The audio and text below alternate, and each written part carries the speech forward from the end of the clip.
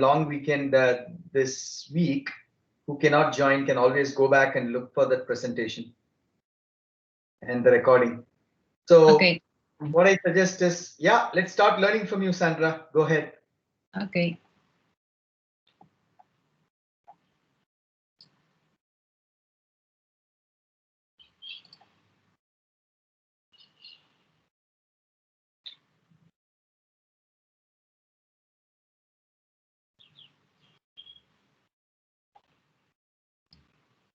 Do you see my screen? Yes. Okay, perfect. Well, I was seeking information about market research about 3 weeks ago, and I realized that this was part of entrepreneurship. So I started looking for a course within Skillsville, and I found a program called Career Relaunch Be an Entrepreneur. And this program teaches you about how to create your own business idea and launch it. So I think that this makes a lot of sense of what I want to build in my project. And one of the key topics that I learned is ideation and source of opportunity. The other one is the SWOT analysis that you mentioned the last Friday, and Lean Canvas. About ideation and sources of opportunity, uh, it's about a creative thinking and techniques for ideation and recognizing opportunities. I take one of these techniques, that is the 5 whys technique. That is when you want to define a problem. I take this technique in our project. So for me, it was more easy to find the root cause. Here is an example that is very, very clear about what I'm saying. In this example, the problem is the server crashes too often. And you start asking about why. Because a new API was pushed to that server, and you think and you ask another why, and you found that it's because we just launched a new feature that uses, or because we had an engineer that was new and didn't know how to use that API properly. And you ask why that happened, because maybe that engineer was never trained. And the final why, you find the root cause, that is because their manager didn't believe in training. So you find the root cause of the problem. I think this technique is interesting because you could find a lot of problems and you could define in a very easy way. Also, I found another ideation that is called reverse thinking. That is when you think about opposite ideas. For instance, how do I solve or prevent this problem? Maybe you should ask, how could I possibly cause the problem? This is sometimes is easy when you think negatively. Okay.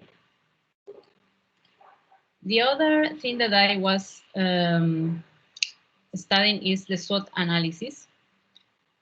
In this case, is visual strengths, weakness, and opportunity and threats.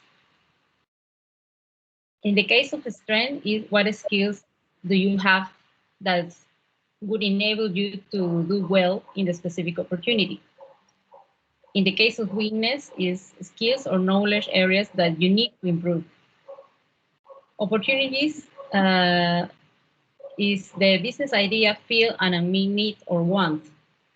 And in the case of threats, are obstacles that stand in the way of you pushing this opportunity. In this case is an example within the course.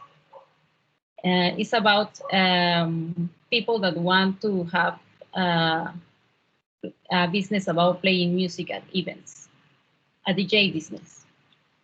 So they found that the strengths are that they have the gear and music needed, that they work in music store and know what is music is hot, that they know DJs. And in the case of weaknesses are that they need a way to transport the gear, or maybe the partner tends to show up late to events, or maybe that they need money to keep our music library current. So they are, in the case of strength, they are skills that you have, and weakness, all the things that you need to improve. In the case of opportunities, for instance, there are several good DJs in the town, so you can have contact with them, that they could play salsa music, that they know the DJ, and friends that have already asked for the DJ from some parties. In the case of tricks, people planning parties don't know us, so you need to be popular in the town, or people don't hire DJs when times are hard. So in this case, you need to know when is the best time when you need to publish your business. In the case of Clean Canvas, well, I heard this before when I was in the college, but I never thought about putting it into practice. But I think it's a great idea to see graphically what is your business idea. This is an example of YouTube, where you can easily see what is the problem, your solution, your unique value proposition, the channels, the customer segments, and other characteristics that are cost structure, revenue streams. I would like to use this also in our project to validate the idea when we finish the customer, the competitors research. I think is very useful because you could redefine or show your idea with customers or with people who are interested in that. And I think that is a great tool.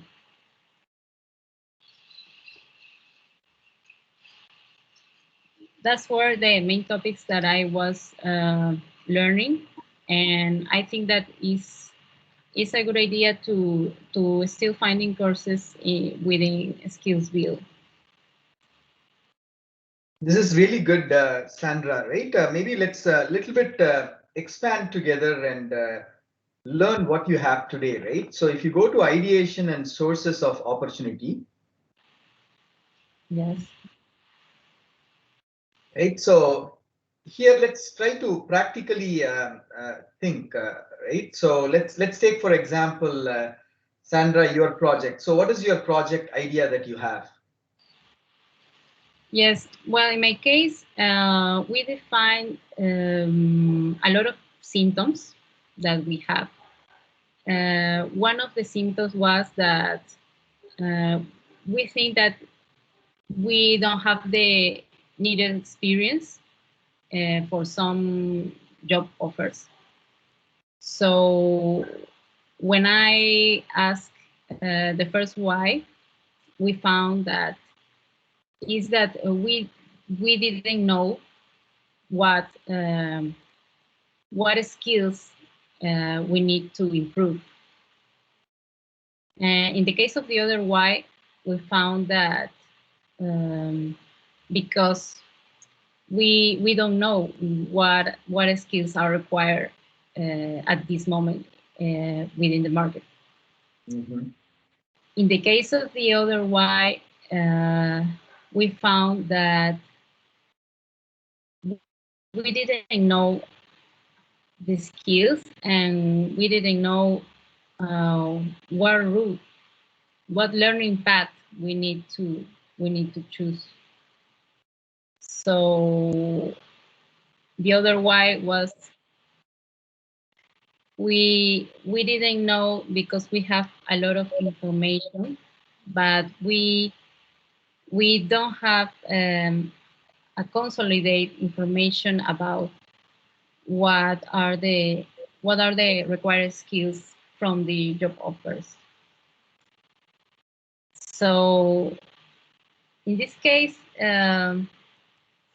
we don't need to go to the final why because we know that we need a solution that could gather all this information and tell us what are the skills most required for a specific role. And it would be great that if that system or that solution would give us information about the best learning path that we should take in order to improve the skills or the gap that we have to fill. That's a great explanation, right? So, if you think practically, what you're telling is right, and a lot of people, the problem statement, right, is I am not getting the job. I don't know why. So there's a lot of people have this problem. They are looking for a job and they are not getting a job, or they are not getting a call for interview, or if they get a call, um, they don't get the second call from that person. So these are all the problems, right? But the bottom line is they are not getting the job. And why they are not getting the job could be many things, right? One thing is from the point of view of skills, right? It could be technical skills or personal abilities and all the skills that we already have been learning together. And the second probability could be that he he did not know, like for example, right, when you are applying for a job, probably you are applying for 10-20 different jobs, and each 20 different jobs requires 20 different skills and you don't have all of them. That could be another reason why you don't get the second call from the recruiter. So the bottom line is, what I'm trying to communicate is, for a problem, the source why could be multiple things, right? And now the question to you is, Sandra, when you ask yourself why, and when you find out multiple reasons of why, then what would you do as an entrepreneur, as an innovator?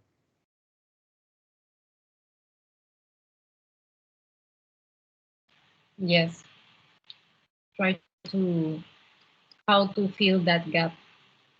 Correct. One is how to fill that gap. But the problem statement I'm making here for you and all of us to think is, there could be multiple whys, okay, for a problem. What will happen is, as an entrepreneur, if there are too many whys, your scope of the product becomes too big.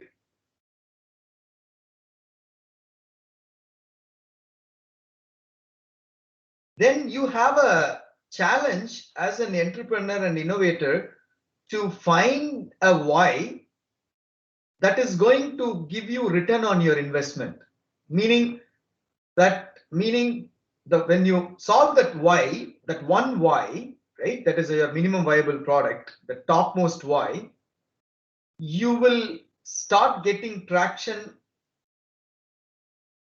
for your customers, right, from your customers. or you would get, in other words, a lot of people start using it because that why you are building is the most important why that you need to solve for the problem that you have. So one lesson that I wanted to give you, because I've gone through this model in the past, right? One input that I can give you is, do not, yeah, it's good to really list down multiple whys, 5, 10, 50, that's good. But then what becomes important is identifying that one why, which is going to give you the impact that you desire to have, is very critical. Okay. Okay. You're right. Yeah. Otherwise, and how do you get that? How do you pick that one why, which is going to give you the impact that you desire? That's a question. Anyone can answer.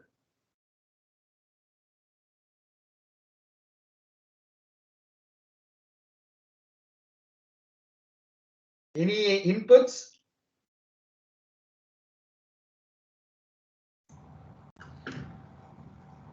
The right time is now, because we are getting a lot of ideas. The situations around us are changing. Maybe we have more time to think about it. Yeah. Earlier, we were too much focused to get our first job and kind of stand ourselves. And now this is the time where we are thinking to do something more meaningful in life than doing 9-to-5 job or 8-to-4. Yeah. That's from the point of view of your personal career path planning, right? Right. My question is more generic in a way that, let's say you have a problem and you identified the 20 reasons why that problem is happening. Okay. And how would you choose the one problem out of 20 problems that you would pick up as a solution for that, solution for whatever that you're building, the product that you're building, that can give you the desired output of, let's say, multiple customers using your product? You understand my question, Sean? Yes, I understand, and I'm thinking about it, how to kind of frame my thoughts in words. Yeah.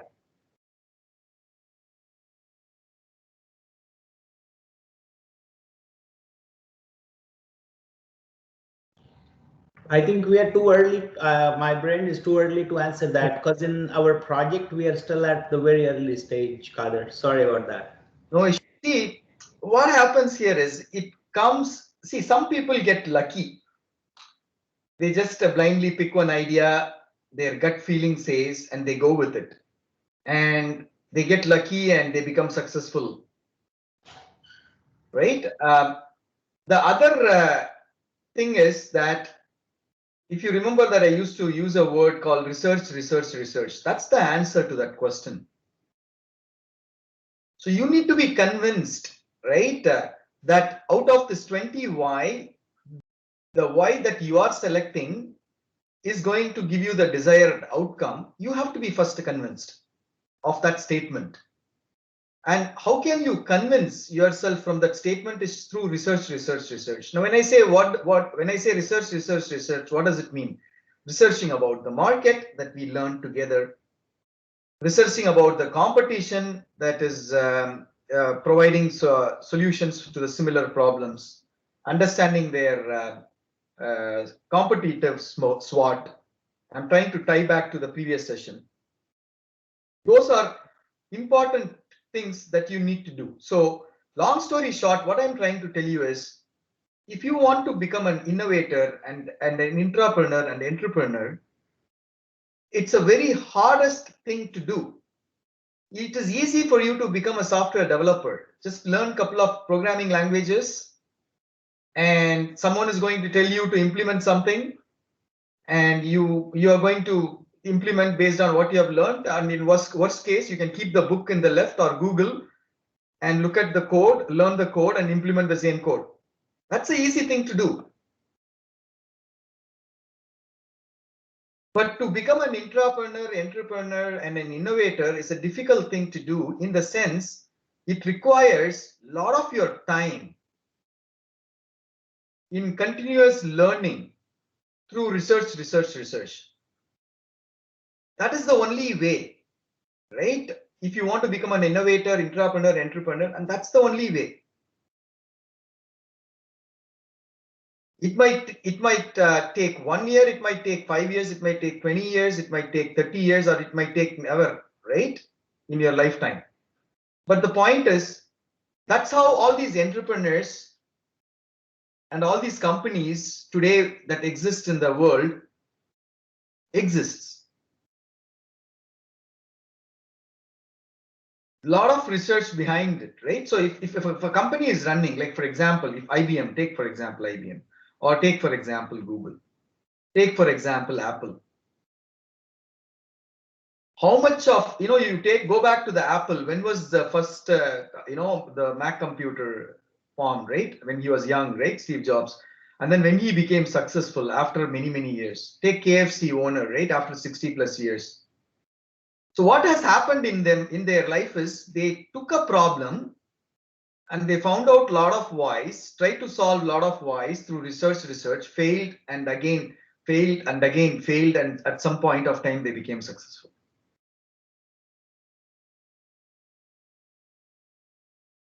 So that's the point and I'm trying to make. And having said this, there are entrepreneurs who are lucky as well. They blindly pick why without no research, nothing, and they become successful. That's called fate. That's called luck. And some of the entrepreneurs who are like 15, 18, and 20, they become successful. That's also happens, right? It's all about being at the right time, right place, doing the right thing. Okay, but we all have to consider ourselves as the unlucky ones, because why? If we consider ourselves as an unlucky ones, then it will allow us to work hard and work smart to continuously learn, and at some point of time you will find a answer to your destiny. But remember one thing, you don't wander around, you don't wander around multiple domains. You will lose. It's very difficult to become an entrepreneur. You got to pick your domain and you need to master in that. When I'm talking about domain, it's not like you pick your one programming language. No, I did not say that. When I say pick your domain, I also did not say pick artificial intelligence, pick blockchain. No, these are all technologies, tools, frameworks. Those are not domains. Today you can use one technology, and after 5 years you can use some other technology to solve the same problem that you have. But what I mean by domain is an industry, a sector, a problem area that you wanted to focus. If you decide rest of the year that you wanted to focus on the problem area, let's say in health industry, rest of your life, then go and study that domain. What kind of company exists, what kind of problems that they are solving, and try to understand existing landscape. And once you understand the existing landscape, then you will be able to enter into a stage where you are able to look at, okay, this is the existing landscape. This is how people are using this, benefiting from this existing landscape. And can I do whatever that they are benefiting better than how they are benefiting now? Can I identify a problem that they are not that is not solved in that domain, and find why around that? You see what I mean? So that's my point, right? So long story short of all these discussions around this particular slide, the message I wanted to give you is becoming an innovator, intrapreneur, and entrepreneur is the hardest thing to do. And if you wanted to become one, you need to have the continuous learning mindset. I'm not talking from the point of view of learning programming languages and technologies, like I said, and I'm talking from the point of view of understanding the problems, understanding the landscape, and understanding the problems in a domain. And it takes time. You got to become experts on that, and it takes time. And over the period of time, once you become expert, then you would reach a stage where you would see so many problems in the domain. And you would become so much of expert that you know which problem, if you pick, will help you to get your desired outcome. That is all about it. This is a good tool, Sandra, but I hope what I explained also made sense. Yes, better. Okay. So, pick your choices, right? You have to have all the domain knowledge, high level, but pick your choice of a domain that you can become expert in, let's say, next 4 to 5 years. And then start researching yourself into that domain. If you have an idea, and if the idea is liked by some people and they will give you money and you can hire developers, a lot of developers that are out there, right, who are not innovators, intrapreneurs, and entrepreneurs, who don't have that kind of a thinking process and, to really become one. Now let's look at, let's go to a SWOT analysis, Sandra. This is really good from the point of view of SWOT, right? Sandra explained this really well. I don't have anything to explain in this. But what is very, very critical for you to really understand here is that when you do that research that I said, without that, you cannot fill up this. It's impossible for you to fill up this.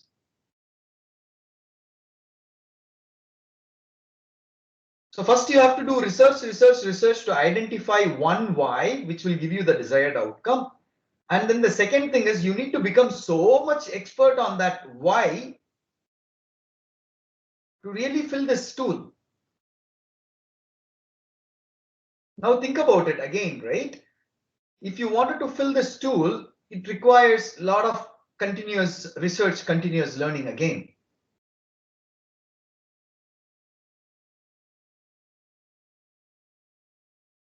Without that, it's impossible to fill this tool. You can fill it for the sake of filling it, right? I put this, like I said, some people become lucky. They pick one why and they become successful, right? Like that, coincidentally, you can pick few points, what you believe hypothetically here and there, and you can become lucky. But if you wanted to be a real entrepreneur, innovator, you should always think you are the unluckiest one.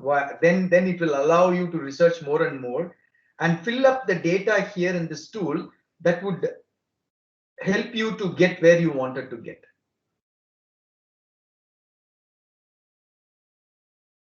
It is still connected to the first point that I mentioned. And here there's one more point which is very, very critical for you. I am trying to recollect and re-say whatever that we have learned in our previous session. Identifying the strengths is good. Identifying the weakness is good. Opportunity and threats are good. But then identifying all these four things is always tied to what you wanted to achieve. Like, for example, if you wanted to do a competitive SWOT, then you need to identify what are competitors' strength, what are competitors' weakness. How can I turn that competitor's strength and competitor's weakness into an opportunity? If you are trying to research a SWOT for the idea that you have, then you have to write down the strengths of the idea that you have and the weaknesses of idea that you have and opportunities of the idea that you can derive out of these strengths and weaknesses. So it totally depends on this. When you're typing a SWOT tool, it totally depends on the target goal that you wanted to achieve and filling up the data into this tool. That's the point I wanted to make. If you wanted to do a team building exercise, as an example, then let's say you want to become a team building exercise and you wanted to become a leader of the team building and you wanted to identify, that's your cause, right? That's what you wanted to achieve. That's your destiny. I wanted to become a leader. And I want to make sure my team really sees me as a leader and follows me as a leader. Let's say that's what you wanted to achieve. Then your SWOT is going to be targeted on that. Okay, what are all the current skills that I have? What are all the weaknesses that I have? I might have a good speaking skills. I might have a good charm, charisma, whatever. But I'm not a subject matter expert. If I'm not a subject matter expert, and I'm trying to lead a team who are subject experts, then I won't be able to get the respect that I want. That's your weakness.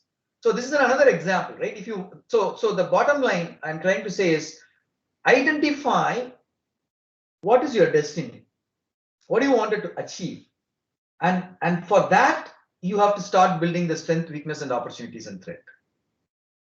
Here in this case, when Sandra explained, she clearly put it on the top, right?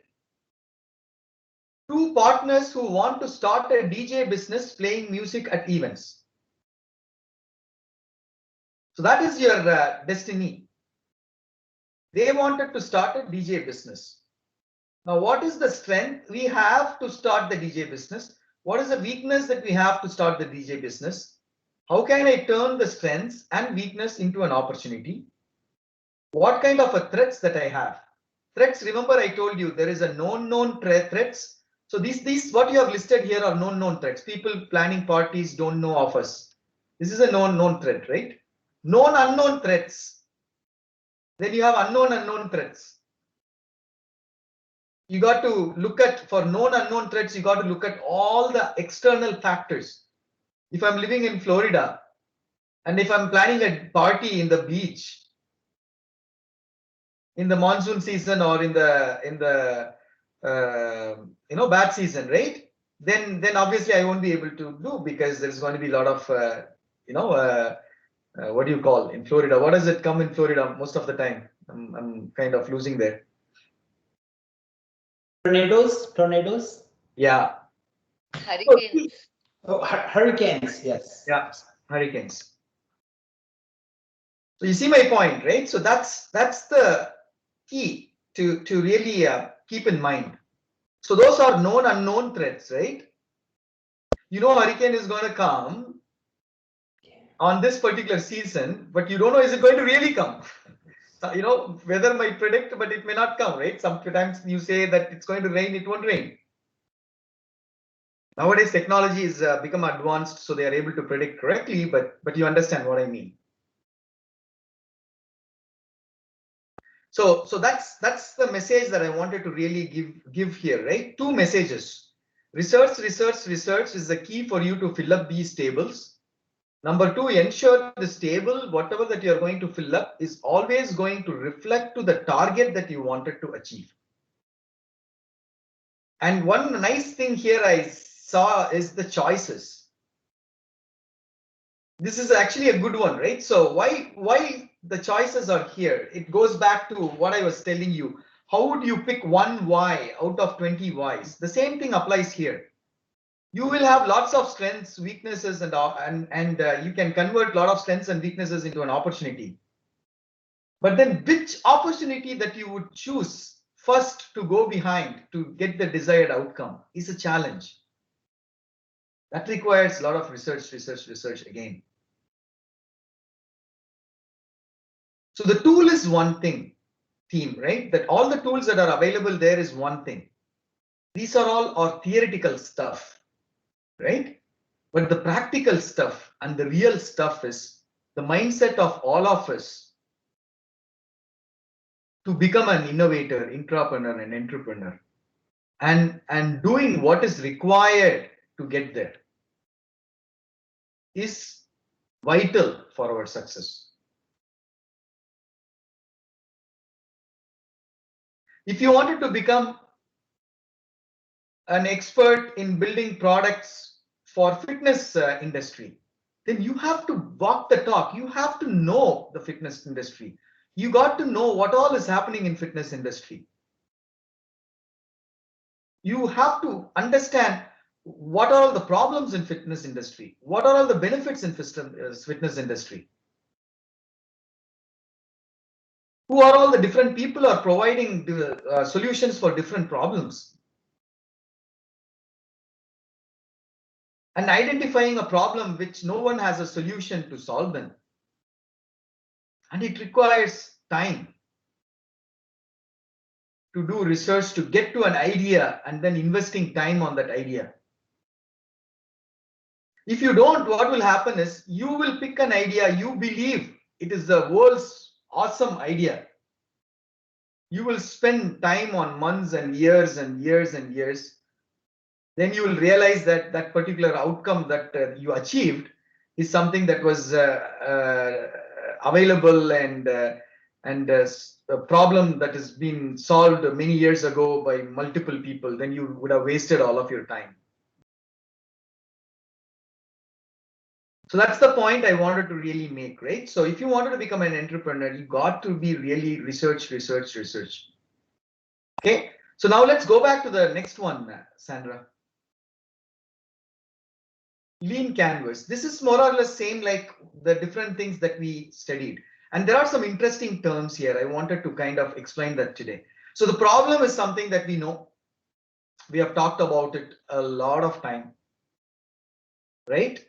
And for that problem, today there might be existing alternatives.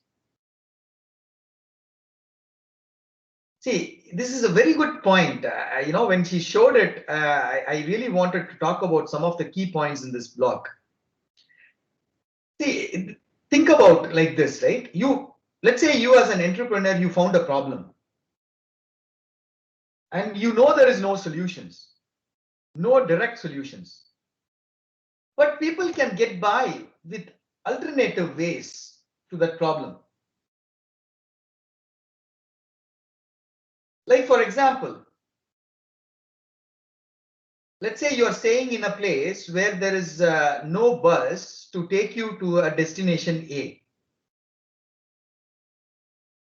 And in your area, let's say 10,000 people are living, only like 5% of the people wants to go to the destination A.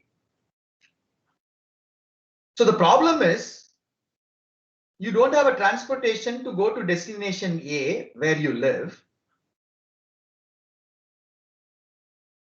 You can't rush in giving a solution to that. Why? Because only 5% of the people living in your area wants to go to the destination A. Not every one of them. So what does it mean? If you rush to provide a solution to that problem, you will end up in nowhere. You would have invested money in buying a new bus that costs you a lot of money and then hiring the driver or whatever. And you end up taking only 5% of the people to the destination. And what you invested, you cannot recover. And you lose the game. It's a very important thing to understand. So what is an existing alternative? An existing alternative is these 5% people can take a bus to another stop, and from there they can take a direct bus and go there. That's the better alternative rather than you going and giving them a new bus to directly go to that destination. You will fail as an entrepreneur. So this understanding the existing alternatives is also very, very critical in addition to all those things that I was talking to you about, right? Unknown risks and everything. Identifying existing alternatives is very, very critical. Then there is another word here, unique value proposition. When we talked about this in our concept phase, right, at a very high level, but it's very, very critical. How are you different from others? If no one is providing the solution to that problem, then okay, you are an inventor. You have invented something. But if someone is providing a solution to that problem, or if there is an existing alternative, or you are trying to solve the problem in a better way than the existing ways of solving the problem, then you have to have your unique selling proposition, unique value proposition.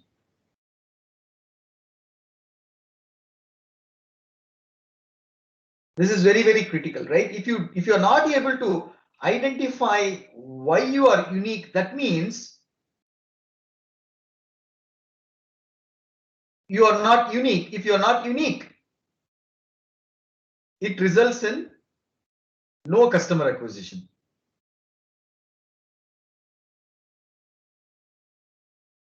So identifying why you are, how you are unique compared to others is very critical. But again, go back. How can you be convinced that you are unique? You can hypothetically get yourself convinced, or you can do your homework and you can become convinced. And there is a chance, even after you do the homework, there is a chance that you might miss it, and you will realize it over the period of time that you have missed it. And that is why nowadays people don't do things. I'm using the word called waterfall model, right? They do things in an agile model. They come up with an idea, they try to build something, go and validate. If it doesn't work, change it, go and validate, change it, go and validate. Keep on doing this again and again and again and again until you get to your destiny that you are convinced.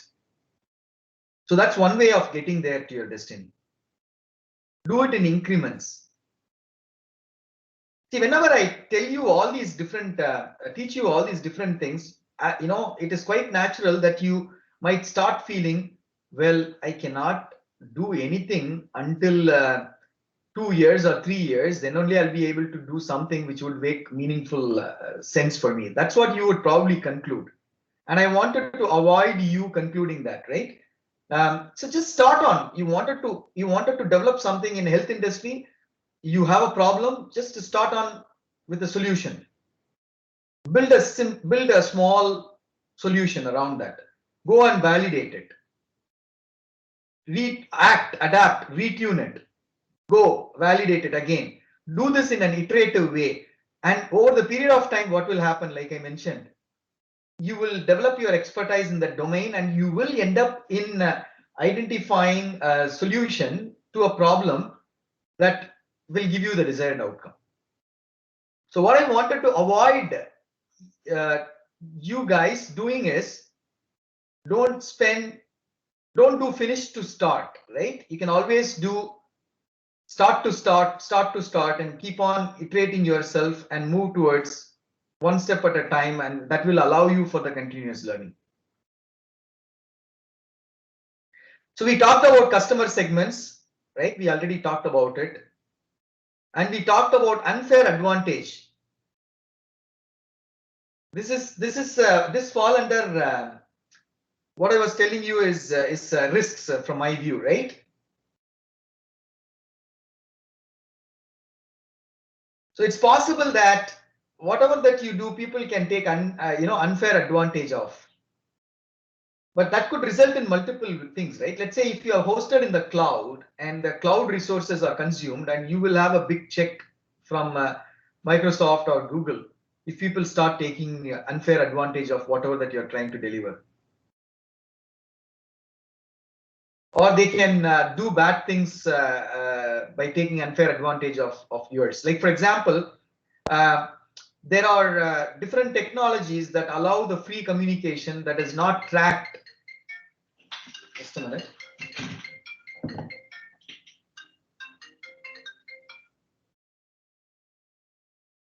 So there are different communication technologies that are available for free for you to talk, but that cannot be tracked by law enforcement agencies. Now, a lot of bad guys can take unfair advantage of that product, and they can communicate to do bad things. So you got to think of all these things very carefully.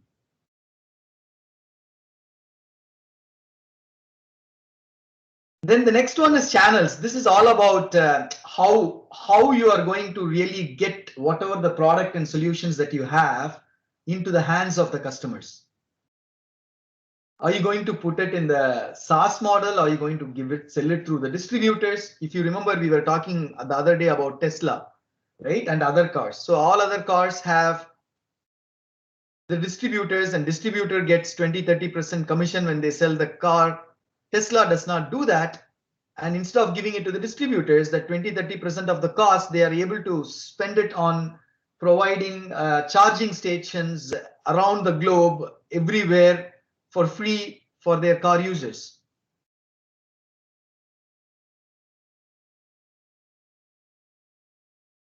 These are some of the things that's very, very critical, right? Cost structure and revenue streams. We haven't talked about finance. When I teach you, you will kind of understand a little bit more on that. And the final thing here is the early adopters. So who is going to use your product, whatever that you're building first? This is again falls to the customer segments, falls inside customer segments. So these are three key nice slides. Thank you, Sandra. Right, we learned a lot on this. But these are critical things that I wanted you to remember. As a takeaway for today, there's a couple of things that I wanted to give you as a takeaway. I've always been saying this for a while, right? But again, I don't mind repeating it. It's very, very important. If you wanted to achieve in your life something, you got to work for it. It doesn't come. What you seed is what you reap.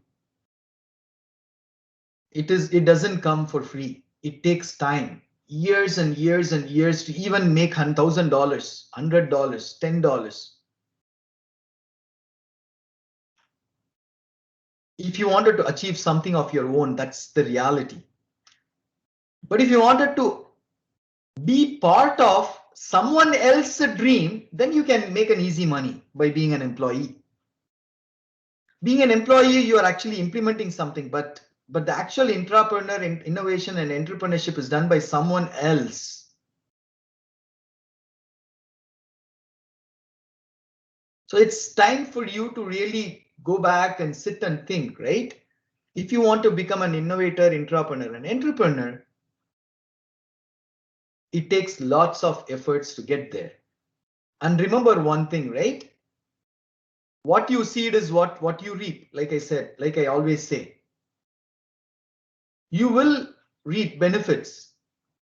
It's a matter of time. But if you don't seed, you will never reap benefits. When I say seed, in practice, it means continuous learning and all that we are learning together, keeping in mind and researching continuously. And this does not happen. I go back to Sean, right? You mentioned when we started, what can I do other than doing 9-to-5 job? You mentioned that's what it is all about, right? If you wanted to seed, you need to invest time outside of whatever that you are doing right now to feed yourself and your family bread and butter. It's important what you're doing right now to feed your family bread and butter. You cannot give away on that, right? But you have to do justice to that. But at the same time, you need to seed what is required for you to become successful in future. It could be as simple as making your company successful. That's a good place to start. Innovating for your company, making your company successful, and achieving growth in your company. There's nothing wrong in that. That's a good thing to do. Or starting your own company and becoming successful as an entrepreneur and have other developers who just are not the same mindset as what you are, what an entrepreneur should have or an innovator should have. Those are my takeaways for today. And I wanted to really thank Sandra for this wonderful session. Thanks a lot. So what we will do is, for our next week, what the plan we will do is, Finn, Sandra, I don't see today Greg, right? But what we will do next week is, someone today or participating from Greg's team? Is anyone? Yes, Kadir, it's me. Okay, good. So what I recommend in our next meeting is, we will give like 15-20 minutes to each of the team, and each of the team will explain their progress, what they have done, and the challenges what they face in the form of slides. So what I wanted to really achieve is to help you guys like Sandra to become more presentable. And let's see, we have done 3 months together almost, right? If not exactly. We have gone through this learning phase for 3 months, and we know that we have a lot more to learn for next 9 months. We know that, and we are going to continue learning it. But let's take a step back and look at in our next session to understand each of the team in last 3 months. Few things, please write it down. First thing is what all you have learned.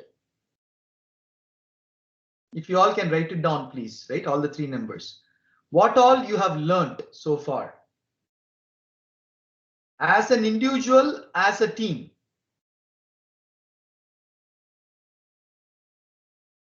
The first thing you need to answer in your presentation is what all you have learned as an individual and as a team. Have you written down?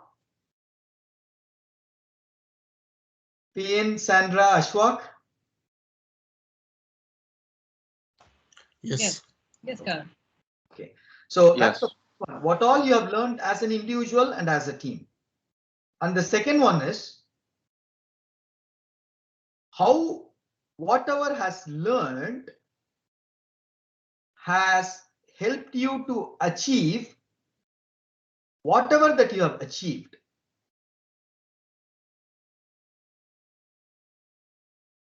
The second point is how whatever that you have learned helped you to achieve whatever that you have achieved. And you need to list them, list your achievements.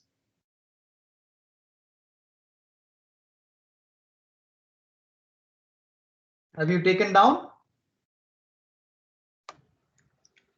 Yes. First one is what you have learned. Second one is how it has actually helped you to achieve whatever that you have achieved. And you have to list down all your achievements. And the third thing is, what are all the challenges that you have and faced? How you solve them and how you are not able to solve them, both.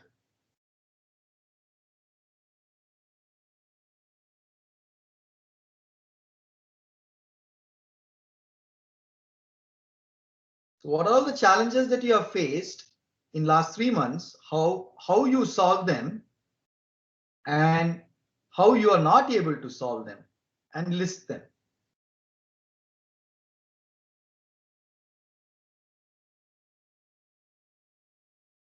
And the last one is what do you want, what you plan to do for next 9 months together, all of us. That might include what I talked to you about, the 4 things that we will learn, right? The first thing is the foundational elements.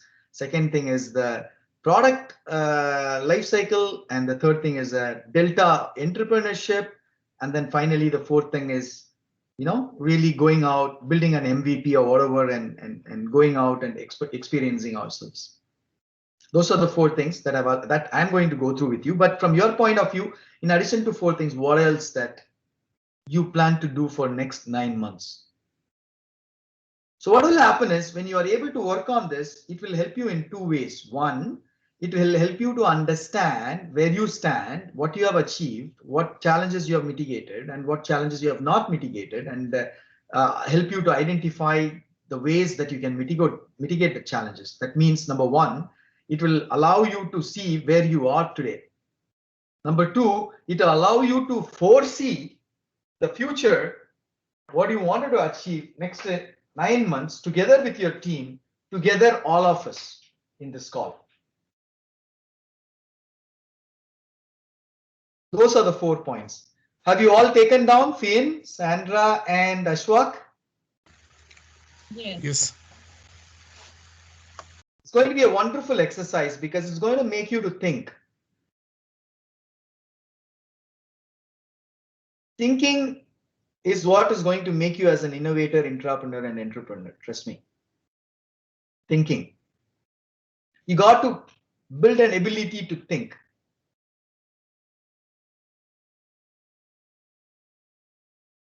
The more you think, more you analyze, and more you research to find the solution, the better person that you become. With that, let's close the call for today. I really appreciate 12 of you joining today in spite of a long weekend. That shows me your dedication towards continuous learning. Kudos to you all, and keep up this thinking and thought process and never give up. There may be many problems that you will face in your life. Could be family issues, could be work issues, could be personal issues, could be health issues, could be any issues. It's not only you. Every one of us have all these issues and we all go through them. No one is special. In spite of all these things, how you are able to keep your mindset for something that you wanted to achieve and working towards that is what is going to make you different from anyone else that are out there. It's what is going to make you stand out of the crowd than anyone else that is part of the crowd. Remember this statement. And with that, let's close the call for today. You have a wonderful long weekend. Enjoy your day. Let me see how many of you are going to join tomorrow's artificial intelligence class to learn. And with that, let's close the call. Bye-bye, everyone. Thanks a lot. Long weekend. Take care. Thank you.